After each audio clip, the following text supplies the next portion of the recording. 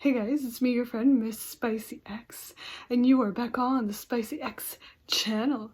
And today we are going to be reacting to what your mother was watching while she was making tortillas, or what your abuelita was watching while she was making tortillas. And then she told you to be quiet because her novela was on. So today we're going to be reacting to Rosalinda. It's a telenovela. I haven't seen this one. I honestly haven't seen this novela in particular.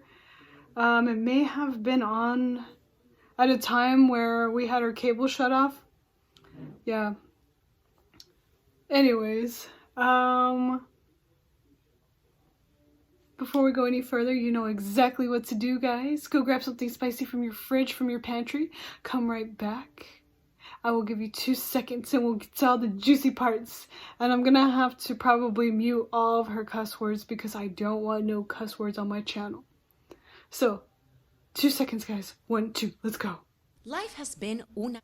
I bring you Rosalinda, a telenovela so violent, demented, and depressing, it'll make you feel like your life is sunshine and rainbows.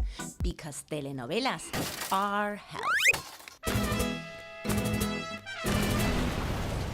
This telenovela tells the story of Rosalinda. She's young, hot, and dating Fernando Jose, a stud who's so crazy about her, it looks like he's in his pants every time he looks at her. Their lives could not be happier. She even gets pregnant and gives birth to a baby that comes out of her perfectly clean. No blood, not even an umbilical cord. These two are so happy and smiley that you just know something bad's about to happen. Like when you eat a questionable street hot dog and start to feel something bubbling in your gut. And that's when we meet Valeria, Fernando Jose's Ronald McDonald looking, anger management meeting stepmother. Valeria hates Rosalinda, and the very day the couple comes home from the hospital, Valeria drops by to tell Fernando Jose that Rosalinda's mother murdered his dad.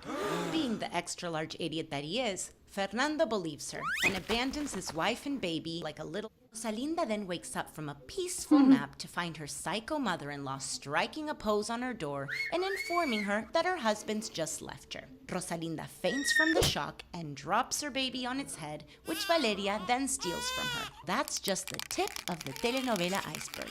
When Rosalinda realizes her baby's been stolen, she goes into full crisis mode, roaming the streets with her pieses descalzos, asking strangers, "Have you seen my baby? She's small and round like an albóndiga," and then passes out in a public park.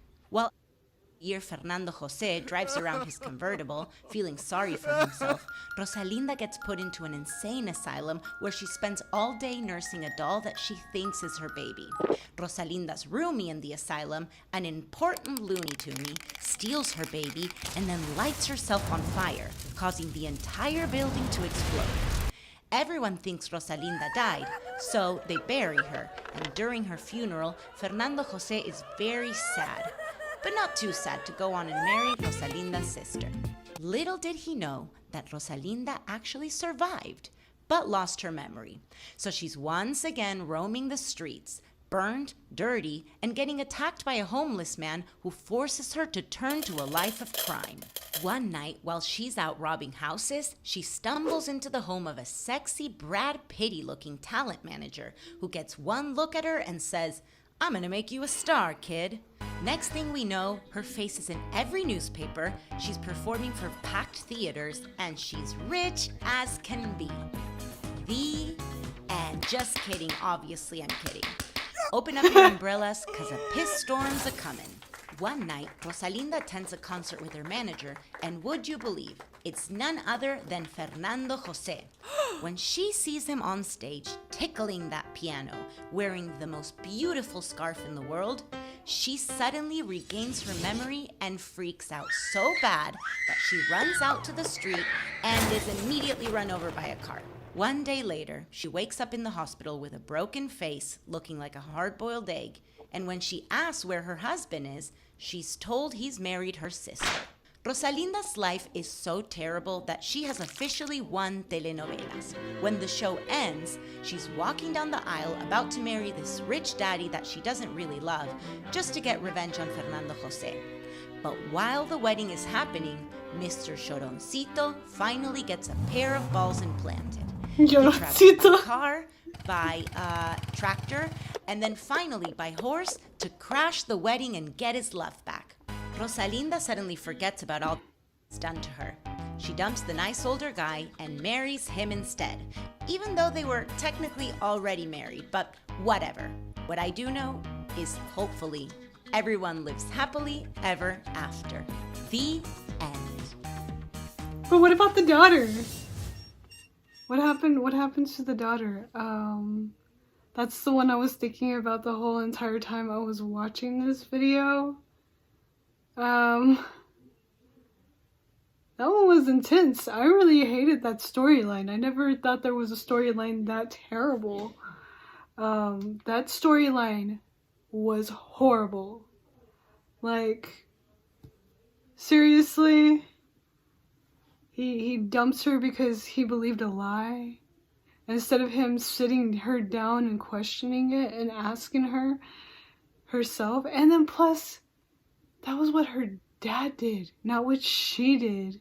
So whatever her dad did doesn't fall on her shoulders. That was her dad's mistake, even if it was true. You know what I mean? It didn't make any sense to me. Yeah, that would not really ever happen in real life. That was the worst story. The writer of that one, that was some real poo-poo. Ugh. Anyways, guys, good thing life is not like that, because if life was like that, that would be horrible. It'd just be a bad written novela. Can you imagine if somebody lived a life of a badly written novela? Well, I'm pretty sure there's people out there who do. I mean, I could see Ruby happening for real in real life if you watched my other video. I know not very many people are going to be watching this one, but I wanted to do it anyways because this is what I enjoy doing, and this is what I find it more relatable because it's Mexican culture and it's what played on the TV while, you know, either your mother was cooking or, you know, you were at your grandmother's house. And this played at my house a lot, and this played at my tia's house a lot. My tia loved novelas. They were like a huge thing to her. I mean, I would sit through them. Majority of the time I couldn't completely, like I said, I'm not super fluent in Spanish, but one day I will get there. I'm gonna do it for B because I really want to learn more and get better. But anyways, guys, I hope you enjoyed that just as much as I did. I really like that because it was funny and dramatic. I'm gonna have to bleep out a lot because, like I said, I don't want no cuss words on this channel. Not even, I don't think I'm gonna even, no, I don't want the Spanish ones either. Anyways, guys, I hope that you all have a good day, and if not, I hope it gets better. And don't forget to eat something spicy because your mom told you to. Have a nice day.